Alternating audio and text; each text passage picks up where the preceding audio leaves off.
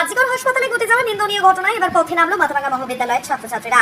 রইল কপাট ভেঙে ফেল কর রেলোপাট, রক্ত জমাট শিকল পূজার পাষাণ বেদী। ওরে ও তরুণ ঈশান, ওরে ও তরুণ ঈশান, বাজা তোর প্রলয় বিষান, ধ্বংস নিশান উড়ুক প্রাচীর প্রাচীর ভেদী।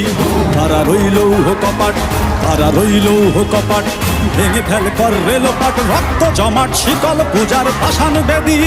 ওরে ও তরুণ ঈশান, ওরে ও তরুণ ঈশান, বাজা তোর প্রলয় বিষান, ধ্বংস নিশান উড়ুক প্রাচীর প্রাচীর ভেদী।